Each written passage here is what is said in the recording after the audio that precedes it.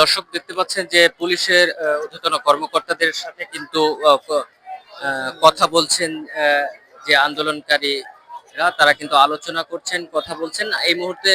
আপনারা জানেন যে নার্স নার্সিং নিয়ে যারা পড়াশোনা করছে তাদের যে আন্দোলন, তিনটি দাবি নিয়ে যে আন্দোলন শাহবাগ ব্লকেট করা হয়েছে এবং পুরো যান চলাচল বন্ধ করা হয়েছে শাহবাগের যে মোড়টি, সেই মোড়টিতে এখন পুলিশ কনভিন্স করার চেষ্টা করছে যে আসলে তাদের মানে কি কথা চলছে এ বিষয়ে এখনো জানা যায়নি যে কি এখন পর্যন্ত তাদের সিদ্ধান্তটা কি বা তারা কি বলছে।